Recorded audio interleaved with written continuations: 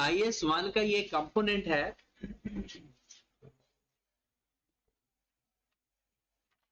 Statement of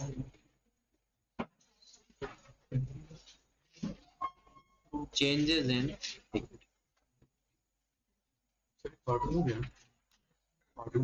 ऐसा हर जगह 2 दफा बढ़ा रहे, R1 में R2 में भी जरूरत पड़ जाती है, I16 बढ़ा है वो एक दफा, हर जगह अकाउंटिंग है ना, इस्तेमाल होती है हर जगह। हाँ जी, statement of changes in equity. अब इसमें सबसे पहले तो आप इक्विटी के बारे में तो आपको थोड़ा सा पता है क्या, कि जनाब जब भी कोई ओनर पैसे इन्वेस्ट करता है तो उसे इक्विटी बोलते हैं, कैपिटल बोलते हैं। फिर आपने कह दिया कि जनाब जो नेट प्रॉफिट है वो भी इक्विटी के अंदर ऐड हो जाता है, जो ड्राइंग्स हैं वो इक्विटी से माइनस हो जाती हैं, बस हमको इतना ही पता है। लेकिन अब थोड़ा सा इसको हमने कंपनी के पॉइंट ऑफ व्यू से पढ़ा। पहले जो आपने पढ़ा है ना वो एक इंडिविजुअल के पॉइंट ऑफ व्यू से है।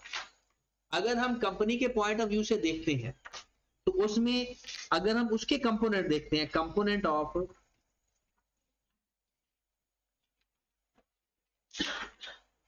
इक्विटी,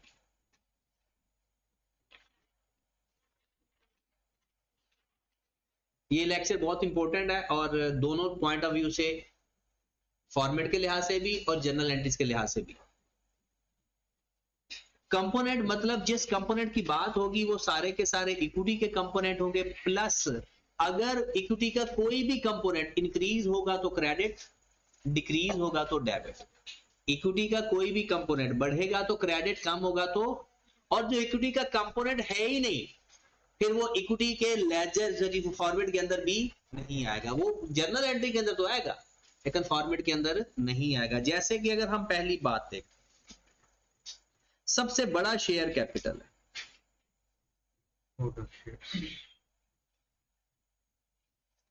मतलब नया शेयर इशू करना। अब शेयर कैपिटल डिफरेंट टाइप का होता है। नंबर 1 ऑर्डिनरी शेयर इशू करते हैं।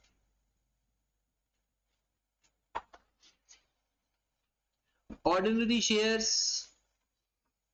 वो इसका नाम IPO भी कह लेता है, न्यू शेयर्स भी कह देता है,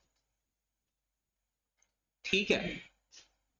अगर वो शेयर इशू करेगा तो किस तरह से करेगा, वो कहेगा कि 100 रुपए वाला शेयर 100 रुपए में इशू हो रहा है, 100 रुपए वाला शेयर 120 रुपए में इशू हो सकता है, और 100 रुपए वाला शेयर 90 रुपए में भी इशू हो सकता है। मतलब जब भी आपने नए शेयर इशू करने हैं उसके लिए 3 बातें होती हैं, at par, at premium, at discount. जब भी नए शेयर इशू होते हैं 3 बातें, एट पार मतलब जितना उसकी फेस वैल्यू है उसी वैल्यू की, एट प्रीमियम अपनी फेस वैल्यू से एडिशनल, और एट डिस्काउंट अगर कंपनी की वर्थ अच्छी है तो प्रीमियम पे हो रहे होते हैं, बुरी है तो डिस्काउंट पे, नॉर्मल है तो एट पार पे। तो अगर हम नए शेयर इशू करेंगे तो उसको 3 तरह से इशू किया जाता है, at par, journal entry pass होगी bank debit, share capital credit. Bank debit, share capital credit, हम अज्यूम करते हैं कि ₹100 है, हम अज्यूम करते हैं कि ₹100 है। अगर एट प्रीमियम है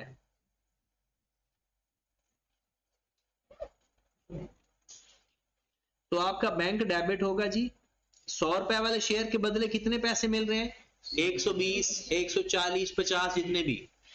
देखकर उसके अंदर जितना शेयर कैपिटल है वो शेयर कैपिटल के नाम से आएगा, और जो एडिशनल अमाउंट है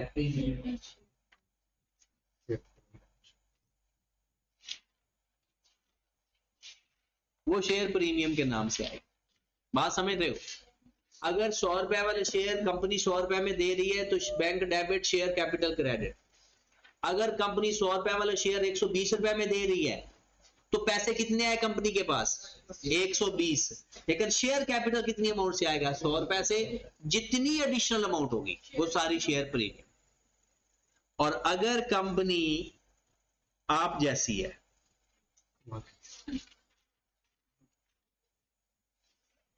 100 रुपए वाला शेयर भी 100 रुपए में बेच नहीं पा रही, उसकी वैल्यू इतनी नहीं है, तो 100 रुपए वाला शेयर सपोज हम कहते थे 90 रुपए में उसने दे, तो एंट्री क्या पास होगी? बैंक डेबिट, बैंक में कितना पैसा आएगा? 90 रुपए। शेयर कैपिटल क्रेडिट होगा 100 से, शेयर कैपिटल क्रेडिट होगा 100 से ही, वो अपनी फेस वैल्यू से ही डेबिट क्रेडिट होगा। जो डिफरेंस है वो डिस्काउंट है, उसे शेयर डिस्काउंट भी बोलते हैं। कहां में एडजस्ट करते हैं? शेयर प्रीमियम में। तो डेबिट किसे बोले करेंगे? Share premium debit. और अगर क्वेश्चन के अंदर शेयर प्रीमियम है ही नहीं तो फिर रिटेन्ड अर्निंग। ये है जनाब नया शेयर इशू करने का, और राइट शेयर इशू करने का भी यही तरीका है। अगर मैं ऊपर आप यहां पर राइट शेयर्स भी साथ ही ऐड कर दो, राइट शेयर्स की भी यही तमाम एंट्रीज हैं। दोबारा सुनिएगा जरा। अच्छा, नया शेयर इशू करने में और राइट शेयर इशू करने में फर्क क्या है? Right share existing share holder को एक राइट देते हैं कि भाई अगर आप खरीदना चाहते हो तो हम आपको less than fair market value पे शेयर दे देते हैं। अच्छा, उससे कंपनी को क्या फायदा? थोड़े पैसे मिलते हैं, फिर भी वो उनको दे रही है। सबसे बड़ा फायदा शेयर पब्लिश करने की जो कॉस्ट है ना, वो बच जाती है, और वो बड़ी हैवी कॉस्ट होती है। आप देखना 2 मिलियन 3 मिलियन 4 मिलियन ऐसे कॉस्ट आएगी शेयर इशू करने की। तो जब नए लोगों को शेयर इशू करने तो पब्लिसिटी भी करनी पड़ती है, नए इन्वेस्टर ढूंढने पड़ते हैं, वो सारा काम करना पड़ता है। तो हम शेयर होल्डर को राइट दे देते हैं कि भाई पहला राइट आपका है, अगर आप खरीदना चाहते हो तो हमें किसी नए इन्वेस्टर की जरूरत नहीं।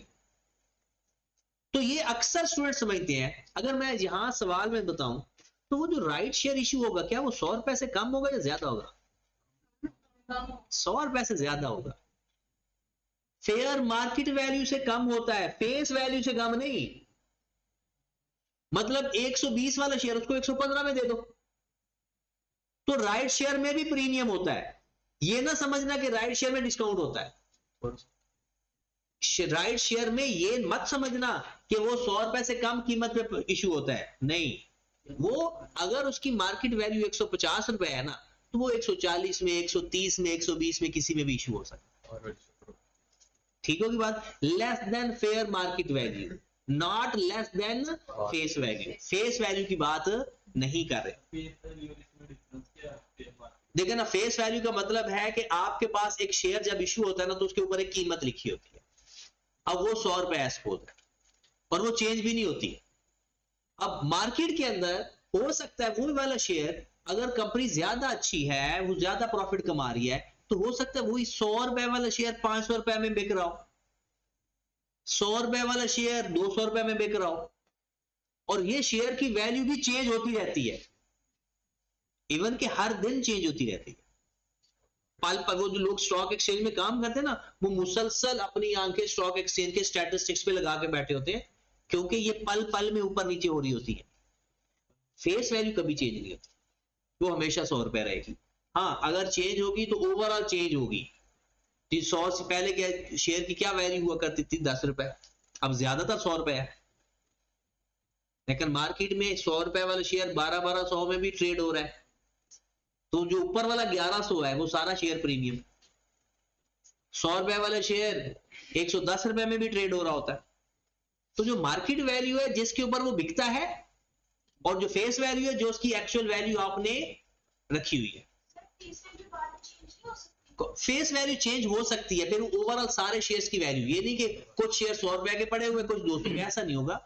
फेस वैल्यू अगर चेंज होगी तो सारे फिर ओवरऑल वैल्यू चेंज कर देंगे। और ये नॉर्मली हर कंपनी की एक जैसी होती है, मार्केट के अंदर ऑलमोस्ट एक जैसी होती है। हाँ जी, पार वैल्यू के ऊपर मिलता है डिविडेंड, वो कभी भी फेयर मार्केट वैल्यू पे नहीं मिलता। डिविडेंड अप्लाई हमेशा क्या होगा? शेयर कैपिटल के ऊपर, और शेयर कैपिटल हमेशा अपनी फेस वैल्यू पे पड़ा होता है। अब ये देख लें, तीनों एंट्रीज में देखें, शेयर कैपिटल किस वैल्यू से क्रेडिट हो रहा है? हर जगह पार वैल्यू से। ठीक होगी बात? तो ये मेरा जब भी नए शेयर इशू होंगे, चाहे राइट शेयर इशू होंगे या नए शेयर इशू होंगे, एंट्री यही तीनों में से कोई बनेगी। अब आप देखें, जब एंट्री आप पास कर लोगे, बताओ इस एंट्री के अंदर ये तो चीज ही नहीं है ना हमारी, ये तो इक्विटी का कॉलम ही नहीं है बैंक, और ये जाकर अपने कॉलम में प्लस हो जाएगा, बैंक आएगा ही नहीं, ये भी प्लस हो जाएगा अपने कॉलम में, ये भी अपने कॉलम में प्लस हो जाएगा। फिर उसके बाद यहां पर देखें, इसलिए मैंने फॉर्मेट आपको पहले बता दिया कि आपको नंबर ऑफ कॉलम्स के बारे में पता हो, और अगर जिसके नहीं पढ़ा कोई बात नहीं, जब इसके बाद दोबारा फिर हमने फॉर्मेट ही पढ़ना है। तो ये फॉर्मेट के ना नंबर ऑफ कॉलम्स हैं, ये कंपोनेंट के हर कंपोनेंट का एक कॉलम होगा, उस कॉलम में ये जाकर क्रेडिट है तो प्लस हो जाएगा, डेबिट है तो। अब देखिए बैंक है ही नहीं कॉलम हमारा, ये माइनस हो जाएगा, ये प्लस, ये नया शेयर इशू होने का ये मामला है। डन, ये एक कंपोनेंट है। अभी हम शेयर कैपिटल को ही डिस्कस करते हैं, उसके बाद अगले कंपोनेंट पे जाते हैं। दूसरा शेयर कैपिटल का नाम आ सकता है बोनस शेयर इशू होते हैं, जरा बोनस शेयर्स।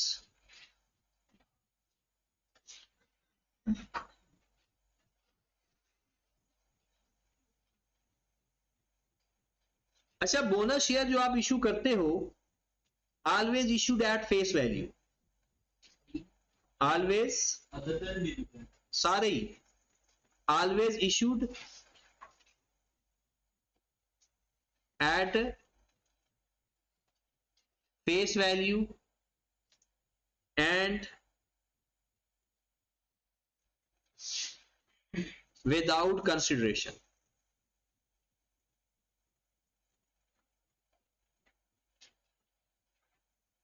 आपकी बुक में लफ्ज कंसिडरेशन लिखा है, मैं कैश लिखता हूं, क्योंकि ये कैश के बगैर शेयर इशू किए जाते हैं, मतलब फ्री में शेयर दिए जाते हैं। फ्री में नहीं दिए जाते, पीछे बैकएंड पे कुछ स्टोरी होती है, पैसा नहीं लिया जाता, कैश या बैंक डेबिट नहीं होता, और इस पे ये प्रीमियम या डिस्काउंट में होते भी नहीं, अगर बताया भी होता है तो इग्नोर करते हैं, हमेशा फेस वैल्यू पे होता है।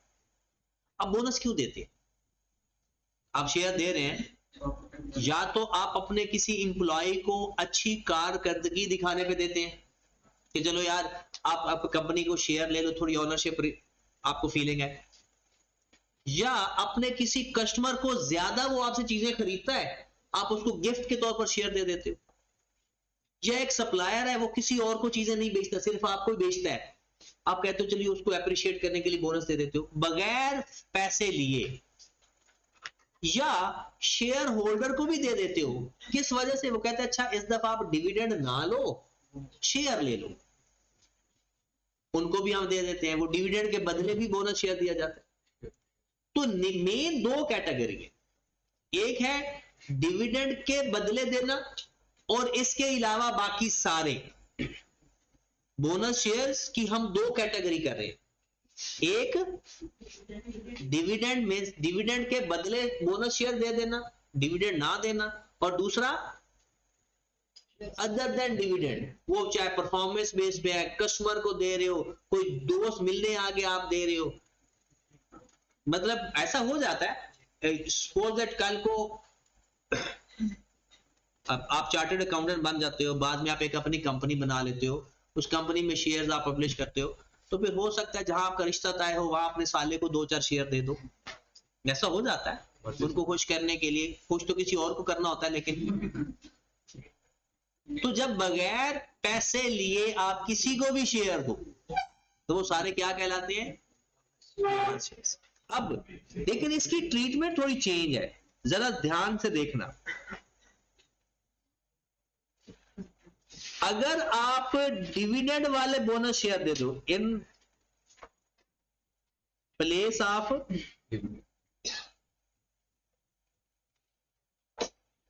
डिविडेंड, डिविडेंड हमेशा रिटेन अर्निंग से दिया जाता है, क्योंकि डिविडेंड को क्या बोलते हैं? Distribution of profit. डिविडेंड किसे बोलते हो? Distribution of profit. तो ये हमेशा कहां से दिया जाएगा? डिविडेंड से दिया, सॉरी रिटेन अर्निंग से दिया जाएगा। तो एंट्री पास होगी retained earning debit share capital credit.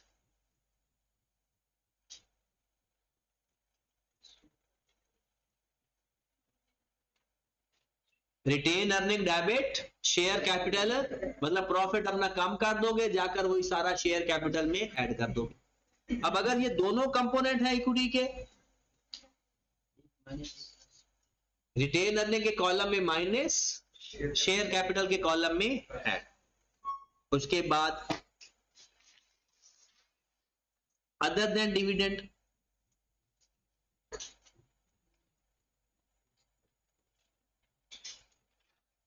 अच्छा आप मुझे ये तो बताएं, ये बातें बहुत काम की बातें हैं और जिसको समझ लग जाती है वो इसके फायदे भी बड़े हासिल करता है।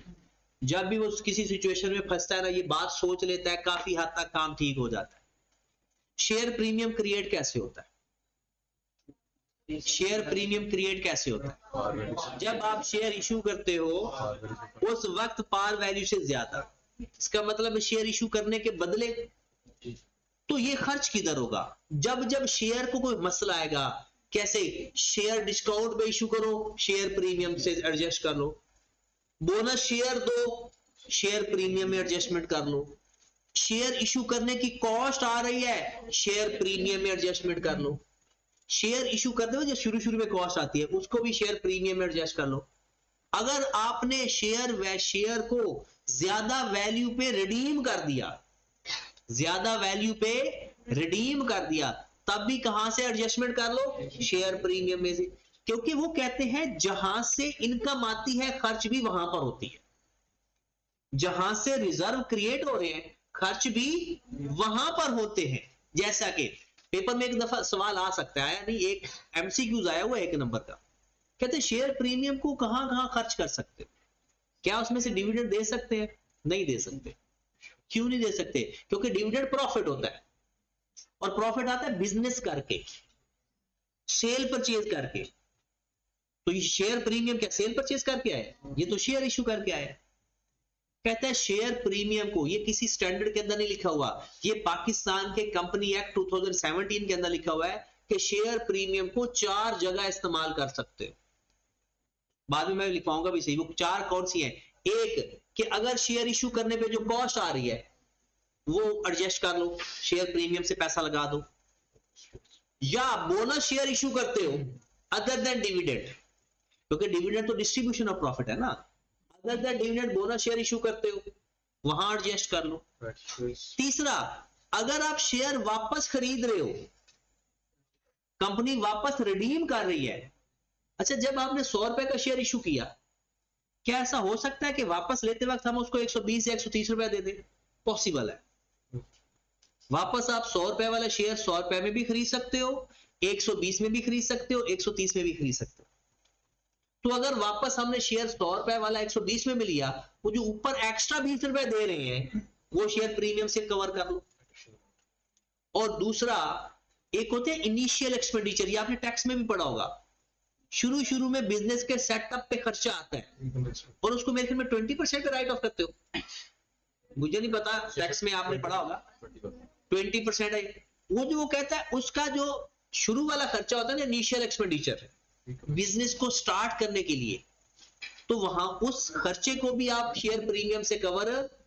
तो 4 चीजें, इनिशियल एक्सपेंडिचर्स और इश्यूएंस कॉस्ट, बोनस शेयर्स, और अगर शेयर प्रीमियम पे शेयर रिडीम करवाते।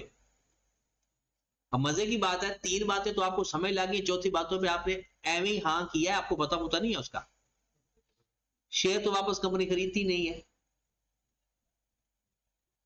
जब कंपनी शेयर इशू कर देती है ना, तो वो मार्केट में ट्रेड होते रहते हैं, एक इन्वेस्टर दूसरे इन्वेस्टर के शेयर खरीदते हैं, कंपनी वापस रिडीम, बहुत रेयर केसेस हैं, करने की ऑप्शन है। लेकिन शेयर 2 टाइप के होते हैं, रिडीमेबल प्रेफरेंस शेयर्स भी होते हैं, रिडीमेबल प्रेफरेंस शेयर्स भी होते हैं, उसकी बात कर रहा है।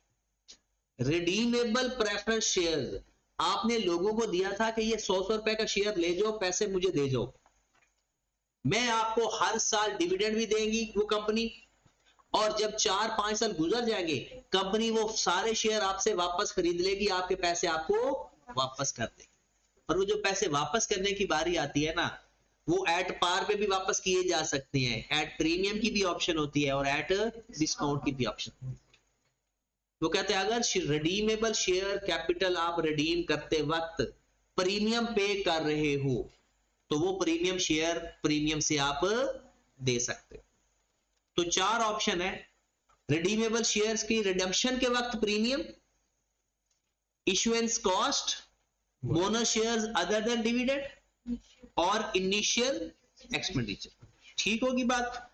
तो वो तो बात है, तो अदर देन डिविडेंड जब मैंने शेयर इशू करना है अदर देन डिविडेंड, तो क्या एंट्री पास करूंगा? शेयर प्रीमियम डेबिट, रिडीमेबल दोबारा share capital credit, share premium debit, share capital, और ये हमेशा होना किसके ऊपर है? और अगर क्वेश्चन के अंदर शेयर प्रीमियम है ही नहीं ना, तो शेयर प्रीमियम का बैकअप क्या है? Retained earning. शेयर प्रीमियम का बैलेंस कभी नेगेटिव नहीं आएगा, जब भी नेगेटिव आने लगेगा रिटेन अर्निंग की तरफ मूव कर जाए। तो बोनस शेयर 2 टाइप के होते हैं, in place of dividend, other than dividend. In place of dividend की एंट्री फिक्स है, retained earning to share capital, और अदर देन डिविडेंड अगर शेयर प्रीमियम है तो शेयर प्रीमियम डेबिट, और अगर नहीं है तो retained earning debit, share capital. Bonus share की कहानी भी खत्म हो गई। क्या कौन सा? अदर देन डिविडेंड आपने देना है ना, तो वो पैसे कहां से दोगे? खर्चा अदर एक्सपेंस में लिखोगे या शेयर प्रीमियम में से एडजस्ट करो? तो शेयर प्रीमियम डेबिट कर दोगे, उसमें से माइनस कर दो, अदर एक्सपेंस में नहीं लिखोगे। हाँ, अगर शेयर प्रीमियम है ही नहीं तो फिर ये आपके एक्सपेंस, फिर आप रिटेन अर्निंग से माइनस करो। ठीक है, अगली बात, ये बोनस शेयर की कहानी खत्म होगी। मैं अलग अलग इसलिए पढ़ा रहा हूं, सारे इसकी जर्नल एंट्रीज आपने दिमाग में सोचनी और फॉर्मेट में जाकर प्लस माइनस कर देना। और अगर इसमें भी देखें तो शेयर प्रीमियम में से माइनस और शेयर कैपिटल में है, तो बोनस शेयर से रिलेटेड बातें ही 2 है बस, वो हमने दोनों कर दी। अब आगे चलते हैं जनाब, मैं आपको बात बताता हूं डिविडेंड के बारे में।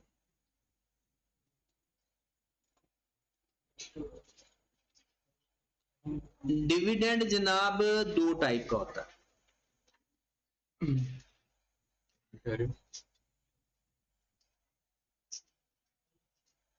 कैश और बोनस।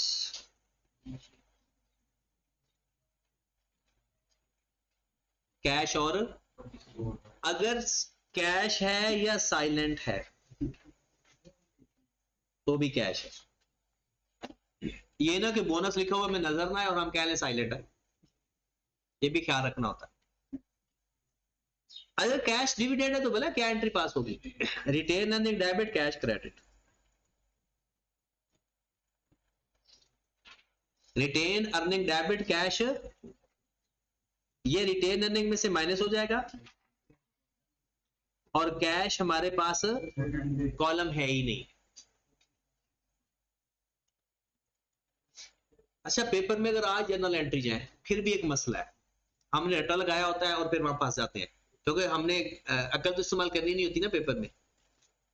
अब देखें, मुझे बताएं, मैंने एक कंपनी ने जनवरी के अंदर डिविडेंड अप्रूव कर दिया, जनवरी के अंदर डिविडेंड अप्रूव कर दिया, और अगर साइलेंट है तो हम एंट्री पास कर देंगे रिटेन अर्निंग टू कैश। और अगर वो ये कह दे सवाल के अंदर ही कि जनवरी के अंदर अप्रूव किया, मार्च के अंदर पे किया, जनवरी के अंदर अप्रूव किया, मार्च के अंदर पे किया, तो क्या अब भी मैं रिटेन अर्निंग टू कैश लिखूंगा? अब मैं लिखूंगा retained earning debit, dividend payable credit. और ये कब एंट्री पास करूंगा? अप्रूवल वाले दिन, डिक्लेयर वाले दिन। और जिस दिन फिर पे करूंगा उस दिन क्या एंट्री पास होगी? डिविडेंड पेएबल डेबिट हो जाएगा, और कैश क्रेडिट हो जाएगा, डिविडेंड पेएबल डेबिट हो जाएगा और कैश क्रेडिट हो जाएगा। ये बात समझ लगी? ये सवाल के अंदर वो साफ साफ बताएगा, और अगर साफ साफ नहीं बताता तो फिर रिटेन अर्निंग टू कैश। अगर वो बोनस देता है तो फिर हम क्या एंट्री पास करके कैश की जगह क्या लिख देते होते हैं, share capital.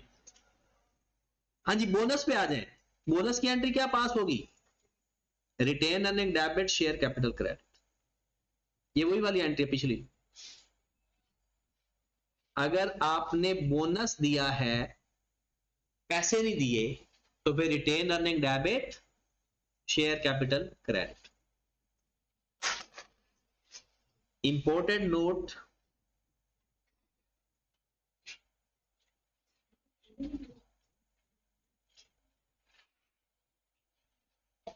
For dividend,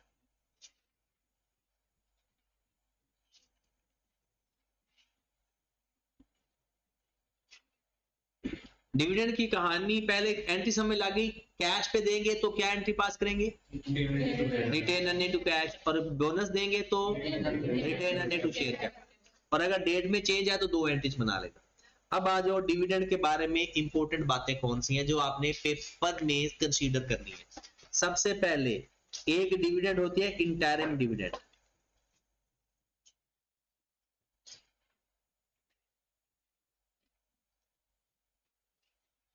interim dividend, ये इंटरिम डिविडेंड कहते हैं। देखिए डिविडेंड कहते हैं किसे हैं भला, जो प्रॉफिट का हिस्सा शेयर होल्डर को दिया जाता है। अगर कंपनी ना होती, एक इंडिविजुअल बंदा अपना बिजनेस कर रहा है, वो जब चाहे वहां से पैसा निकाल सकता है, जिसे हम ड्राइंग्स कहते हैं। लेकिन इसमें तो उसको पूरे साल भर इंतजार करना पड़ेगा ना, उसने पैसा अपना लगा दिया कंपनी के अंदर और खुद बैठ के अगले साल का इंतजार कर रहा है। तो अगर दौरान साल उसको जरूरत पड़ जाए पैसों की, अपना बिजनेस होता तो निकाल लेता, कंपनी से तो निकाल ही नहीं सकता। तो फिर कंपनी उनको मोटिवेट रखने के लिए during the year, mid of the year या क्वार्टरली एंडेड पे, थर्ड क्वार्टर एंडेड पे, साल के दौरान भी कुछ पैसे दे देती है, उसे बोलते हैं इंटरिम डिविडेंड। एक तो था ना, साल खत्म हुआ, नेट प्रॉफिट आया, उसके बाद डिविडेंड दिया। फिर अगर कंपनी के हालात अच्छे जा रहे हैं तो कंपनी क्या करती है, साल के दौरान अपने शेयर होल्डर को कुछ डिविडेंड दे देती है, उसे बोलते हैं इंटरिम डिविडेंड। क्या बोलते हैं, इंटरिम डिविडेंड। अब इंटरिम डिविडेंड के बारे में दो इंपॉर्टेंट बातें बस, ये कैश भी हो सकता है, बोनस भी हो सकता है। कैश होगा तो रिटेन अर्निंग टू कैश, और बोनस होगा तो retained earning to share capital. दो इंपॉर्टेंट बातें कौन सी हैं, जितना डायरेक्टर्स कहेंगे, जितनी मैनेजमेंट कहेगी डिविडेंड, बस उतनी मिलेगी, उससे कम या ज्यादा नहीं होगी। एक इंपॉर्टेंट बात। दूसरी, जिस साल डिक्लेयर होगी उसी साल रिकॉर्ड होगी। मतलब 2018 में डिविडेंड दे रहे हो ना, रिकॉर्ड 2018 में होगा, और जितना डिक्लेयर होगा उतना ही मिलेगा, कम या ज्यादा नहीं हो सकता। ये दो ही बातें इंटरिम डिविडेंड के बारे में। एक तो ये फॉर द ईयर डिविडेंड होता है, दूसरा ये जिस साल का होता है उसी साल रिकॉर्ड होता है, और तीसरा कि ये फिक्स होता है, ये चेंज जो डायरेक्टर ने कह दिया वही होता है, ये चेंज शेयर होल्डर इसको चेंज नहीं कर सकते। कल को शेयर होल्डर कहे नहीं यार इतना डिविडेंड दो, ज्यादा कर दो या कम कर दो, तो ऐसा नहीं होता। तो पहले ये ड्यूरिंग द ईयर होता है, पहली बात ड्यूरिंग द ईयर होता है, रिकॉर्डेड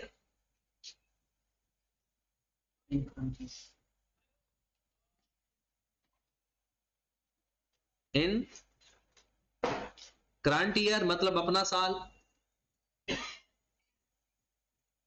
और can not be change bye share holder, can not be change bye share holder. Share holder उसको चेंज नहीं कर सकते डिविडेंड की अमाउंट को। मतलब शेयर होल्डर तो वो होते हैं ना जो मालिक होते हैं, और मैनेजमेंट काम कर रही होती है, डायरेक्टर काम कर रहे होते हैं। वो डायरेक्टर कहता है जी 2 रुपए पर शेयर के हिसाब से दे दो, तो बस फिर 2 रुपए मिलेंगे। अब आ जाए फाइनल डिविडेंड के बारे में एक बात लिखें जी। अब प्लानिंग में तो होता है क्या, हाँ चेंज होती रहती है। ये जी नहीं मिलेगा, उसे बोलते हैं फाइनल डिविडेंड। हर साल चेंज कर सकते हैं अमाउंट इसकी, कर सकते हैं फाइनल डिविडेंड या एनुअल डिविडेंड।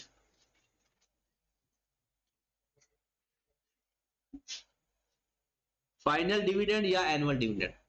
अच्छा ये ना मैंने इस जितनी डिटेल में पढ़ा रहा हूं ना, आखिरी 15 मिनट मैंने सुनने के लिए भी रखे हुए हैं, तो जो सोने की नाकाम कोशिश कर रहे हैं ना वो उठ जाए, फिर वह ना बाद में बेइज्जती खराब हो जाए उनकी। फाइनल डिविडेंड या एनुअल डिविडेंड, पहली बात ये जिस साल का होता है उससे अगले साल रिकॉर्ड होता है। एक इंपॉर्टेंट बात, अगर 2020 का इंटरिम डिविडेंड है ना तो वो 2020 में रिकॉर्ड होगा, और अगर 2020 का फाइनल डिविडेंड है ना वो 2021 में रिकॉर्ड होगा। ऐसा क्यों? देखिए फाइनल डिविडेंड होता है प्रॉफिट के ऊपर, अब साल एंड होगा तो प्रॉफिट फाइंड होगा ना, और यही नहीं कि 31 दिसंबर को सारे अकाउंट बन जाएंगे, पूरे साल के अकाउंट्स बनाने हैं, तो 31 दिसंबर को साल एंड हुआ तो ये तो नहीं हो सकता ना कि 31 दिसंबर को कहते ये नेट प्रॉफिट है, ये काम सारा ओके हो गया। पॉसिबल तो है, आजकल सॉफ्टवेयर ऐसे आ चुके हैं, लेकिन हो सकता है वो प्रॉफिट गलत हो, इससे उसका ऑडिट भी होता है, तो प्रॉफिट फाइंड होता है, फाइनेंशियल स्टेटमेंट बनते हैं, टाइम लगता है कि 2020 के अगले 3 महीने या 4 महीने इसी प्रोसीजर पे लग जाते हैं, ऑडिट, अकाउंट्स बन रहे हैं, ऑडिट हो रहा है, ये सारे काम में। तो ये जो आपका फाइनल डिविडेंड है ना 2020 का, ये जाकर डिक्लेयर होता है फरवरी या मार्च के अंदर, और वो 2021 के अंदर, तब शेयर होल्डर भी इसको अप्रूव करते हैं, तो शेयर होल्डर अप्रूव करेंगे तो काम फाइनल होगा। अब इसमें क्या होता है, पहली बात रिकॉर्डेड इन सब्सिक्वेंट या नेक्स्ट ईयर,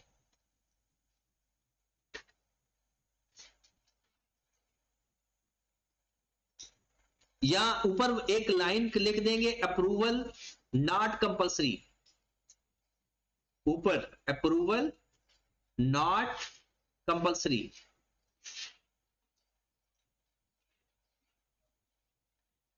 इंटरिम डिविडेंड में शेयर होल्डर की अप्रूवल लेना जरूरी नहीं है,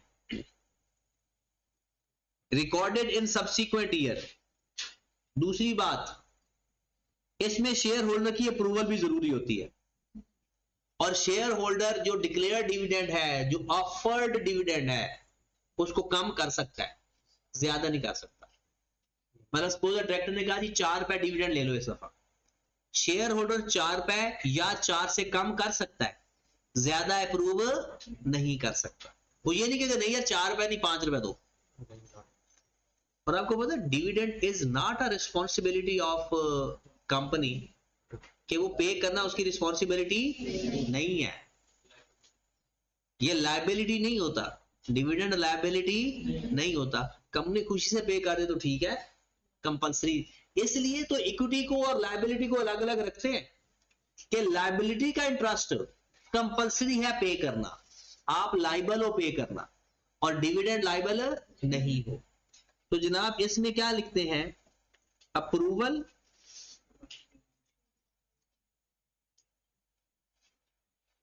बाय शेयर होल्डर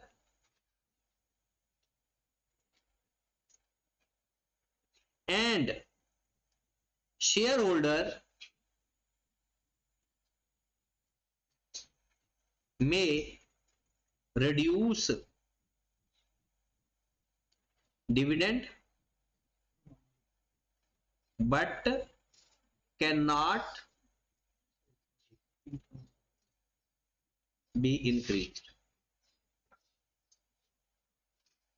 तो फाइनल डिविडेंड के बारे में भी दो बातें, एक जिस साल का होगा रिकॉर्ड अगले साल होगा, दूसरा शेयर होल्डर चाहे तो उसको कम कर दे, बढ़ा नहीं सकते। ओके की बात। पहले एक इंटरिम होता है, पहले कैश और फाइन बोनस, कैश की entry retain earning to cash, bonus की entry retain earning to share capital. फिर उसके बाद इंटरिम और फाइनल। इंटरिम जिस साल का होता है उसी साल रिकॉर्ड होगा, और जो डायरेक्टर डिक्लेयर करेगा वही होगा। नहीं, डिक्लेयर तो डायरेक्टर ही करता है, मैनेजमेंट ही करती है, लेकिन अप्रूवल शेयर होल्डर करते हैं। ठीक होगी बात। उसके बाद थोड़ी सी बात मैं कहता हूं कि इसके ऊपर रहते हैं अभी, शेयर कैपिटल से रिलेटेड एक बात रह गई, उसको खत्म करते हैं, फिर नई चीजों पे जाते हैं। हमारे जो शेयर होते हैं ना, शेयर कैपिटल जो होता है, बिल्कुल हो सकता है, डिविडेंड दोनों का हो सकता है, इंटरिम कैश और बोनस हो सकता है, और फाइनल भी कैश और बोनस हो सकता है। शेयर कैपिटल दो टाइप के होते हैं,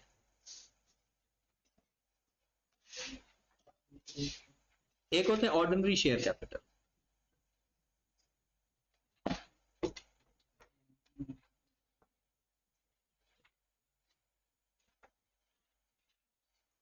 और वो कहते हैं प्रेफरेंस शेयर कैपिटल। मैं तो कहता था I2B गौर से पढ़ो, नहीं पढ़ा था आपने, आपका कसूर है। ये सारा I2B है।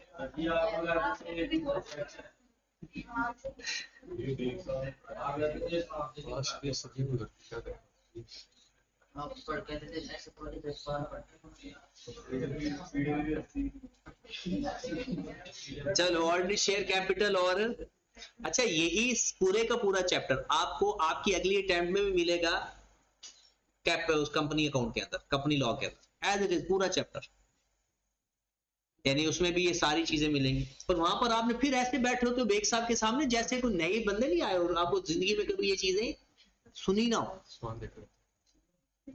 ऑर्डिनरी शेयर कैपिटल और प्रेफरेंस शेयर कैपिटल। अच्छा, ऑर्डिनरी शेयर कैपिटल और प्रेफरेंस शेयर कैपिटल में टोटल 4 फर्क ही मशहूर है। एक जो ऑर्डिनरी शेयर कैपिटल है ना, इसका जो डिविडेंड है ये ज्यादा और कम हो सकता है। मतलब अगर ज्यादा प्रॉफिट होगा तो ज्यादा डिविडेंड मिल जाएगा, और कम प्रॉफिट पे कम। लेकिन प्रेफरेंस शेयर्स का फिक्स होता है। एक मेन डिफरेंस इसमें हमारा जो होता है वेरिएबल डिविडेंड होता है,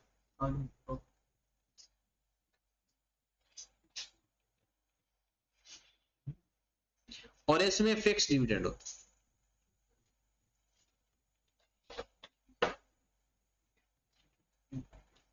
ऑर्डिनरी शेयर्स कैपिटल का वेरिएबल डिविडेंड होता है और प्रेफरेंस शेयर्स का फिक्स्ड डिविडेंड होता है। दूसरा, ऑर्डिनरी शेयर्स के पास ना वोटिंग पावर होती है,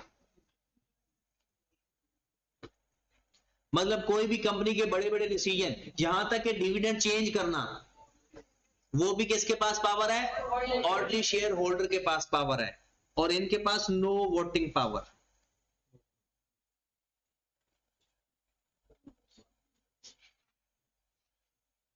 तीसरे नंबर पर जब डिविडेंड दिया जाता है ना, होता क्या है, सबसे पहले प्रॉफिट में से टैक्स माइनस किया जाता है, फिर बचता है प्रॉफिट आफ्टर टैक्स, फिर उसमें से प्रेफरेंस शेयर होल्डर वालों का डिविडेंड माइनस किया जाता है, फिर उसके बाद ऑर्डिनरी शेयर होल्डर की बारी आती है। तो डिस्ट्रीब्यूशन ऑफ प्रॉफिट का राइट जो होता है ना, प्रेफरेंस शेयर वालों को पहले होता है और ऑर्डिनरी शेयर होल्डर वालों को बाद में होता है। तो हम लिख लेते हैं right on distribution of profit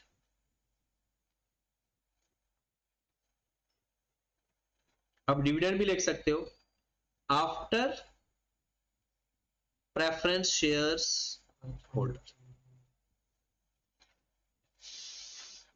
और सेम स्टेटमेंट में आफ्टर की जगह क्या लिख दो? बिफोर।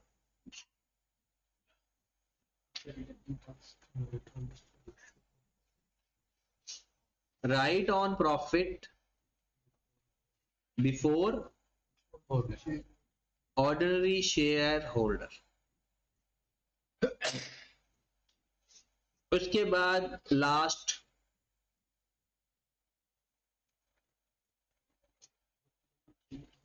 During dissolution. अच्छा, जब कंपनी खत्म होती है ना, उसके जो नेट एसेट्स होते हैं, मतलब assets minus liabilities, net asset जो बच जाते हैं, अब जाहिर सी बात है वो भी तो मालिकों का हक है। जो नेट एसेट्स बच जाते हैं उस पर किसका हक है? शेयर होल्डर का। अब उस पर भी पहले प्रेफरेंस शेयर होल्डर वाले अपना पैसा कवर करेंगे, फिर अगर कुछ बच जाता है स्क्रैप तो फिर वो ऑर्डिनरी शेयर होल्डर वालों के पास जाएगा। तो right on net assets after preference share holder, और यहां पर क्या आएगा, right on net assets before ordinary share holder.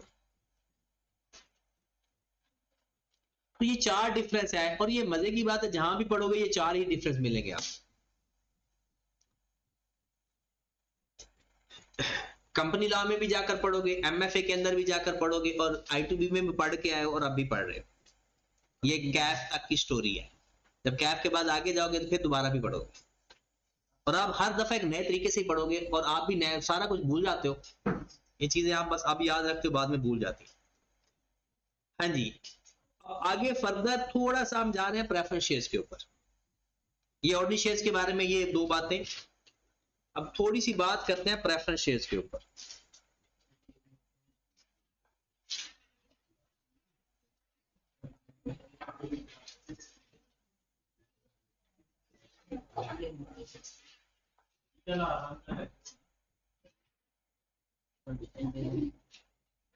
आप सवाल ही उधर आ गया, जवाब ही उधर आ गया। हाँ वेरीफाई।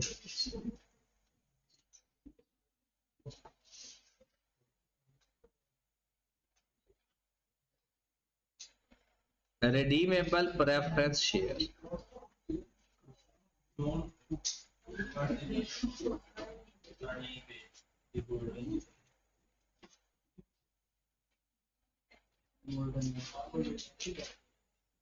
redeemable preference shares और irredeemable preference shares, redeemable और irredeemable। redeemable preference shares होते हैं ना,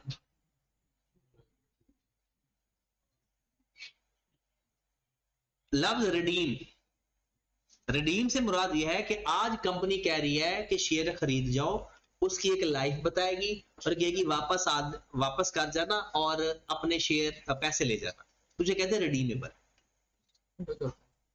अब इसकी 4 साल लाइफ भी हो सकती है, 3 साल, 2 साल, 5 साल की जो कुछ भी लाइफ हो सकती है। मोस्टली ये मोर देन 2 ईयर होती है, 1 ईयर तो मोर देन 1 ईयर होती है ना, ये 4-5 साल होते हैं, 3-4-5 साल ऑलमोस्ट होते हैं। अब होता क्या है इसमें, अब कंपनी आपको ऑफर करवाती है 100 रुपए वाला शेयर ले जाओ, हर साल या हर महीने आपको 10 रुपए मिलते भी रहेंगे और वापस आकर 100 रुपए भी ले जाना। इसे कहते हैं कि आपका शेयर मेच्योरिटी वाले दिन एट पार रिडीम हो गया, एट पार रिडीम हो गया। कंपनी ये भी कह सकती है आप डिविडेंड भी लेते रहो, 4 साल बाद वापस आना, हर 100 रुपए वाला शेयर के बदले हम आपको 110 रुपए वापस दे देंगे। तो अब रिडीम कैसे हो रहा है, एट प्रीमियम। कंपनी को नुकसान हो रहा है ना, खर्चा हो रहा है कंपनी का 10 रुपए एक्स्ट्रा, ये 10 रुपए एक्स्ट्रा आप शेयर प्रीमियम से कवर कर सकते हो, शेयर प्रीमियम डेबिट कर सकते हो।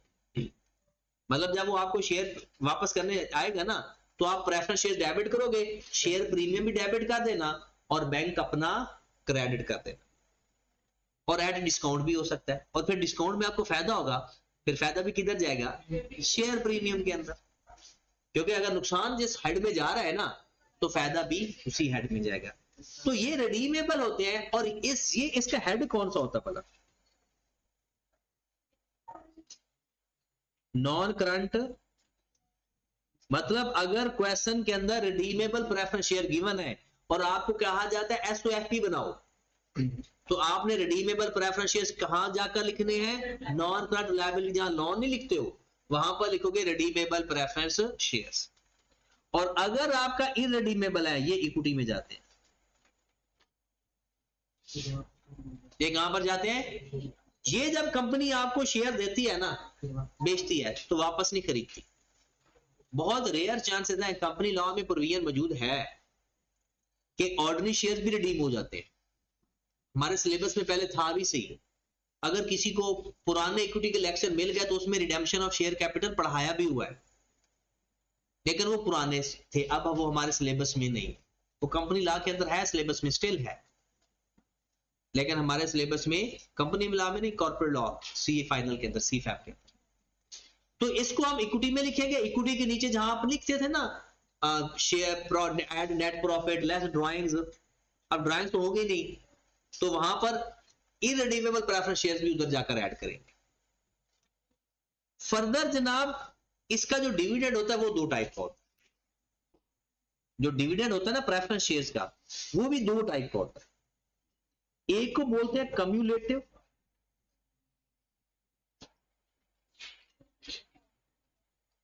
Preference shares dividend,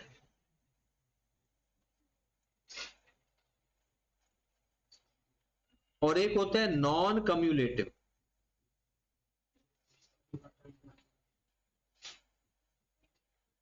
preference shares dividend, हाँ तो प्रेफरेंस शेयर्स की बात हो रही है ना, फिर दोनों ही है, कम्युलेटिव नॉन कम्युलेटिव। कम्युलेटिव और अच्छा जी, कम्युलेटिव ऐसे डिविडेंड को कहते हैं कि suppose that company is unable to pay dividend, तो वो अगले साल कैरी हो जाता है, अगले साल। इसका मतलब है ये तो आपसे जान नहीं छूटनी, आपको हर हाल में पे, और हम करते हैं एक्रूवल बेसिस अकाउंटिंग। इसका मतलब जब अकर होगा तो आप रिकॉर्ड, तो cumulative will be recorded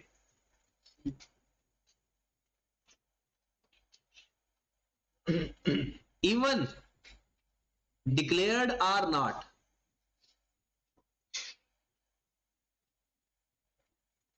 cumulative preference share dividend will be recorded, लाजमी रिकॉर्ड होगा या रिकॉर्ड हो चुका होगा, चाहे वो डिक्लेयर है या नहीं है।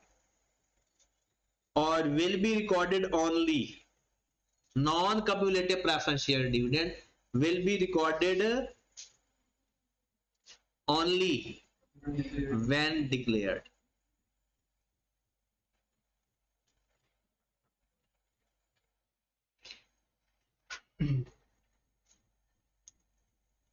मतलब अगर वो कहते हैं ना नॉन कम्युलेटिव डिविडेंड है, तो फिर आप फोकस करेंगे कि डिक्लेयर भी है या नहीं।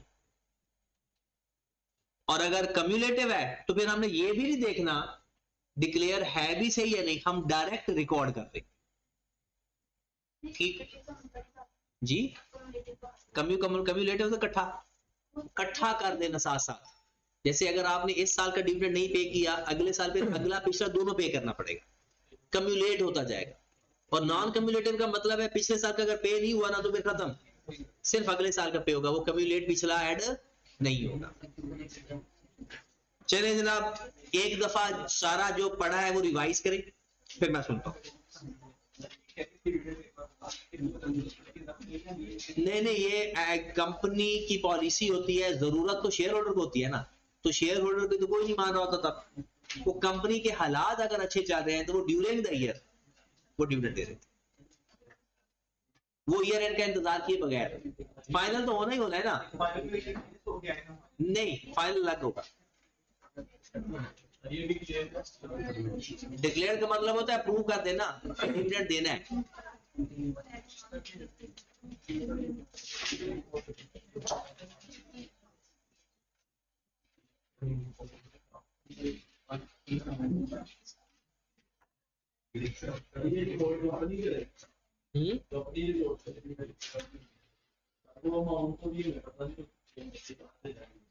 नहीं डिक्लेयर हो गया तो फिर तो पता होता है ना, और प्रेफरेंस शेयर का तो होता भी फिक्स है।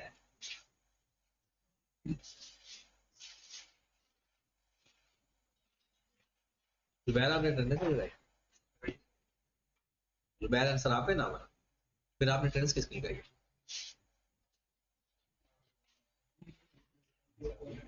क्योंकि यहाँ पर तो जुबैर आंसर की अटेंडेंस नहीं लगी।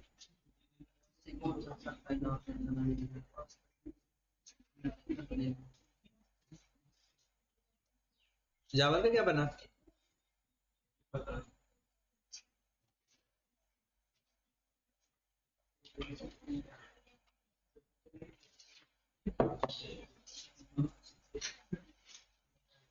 क्या गजानफर की भी नहीं पढ़ रहे थे टेंथ।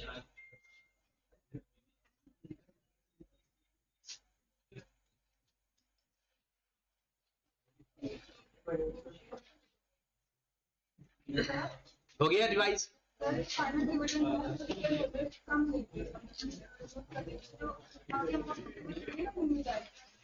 एक मिनट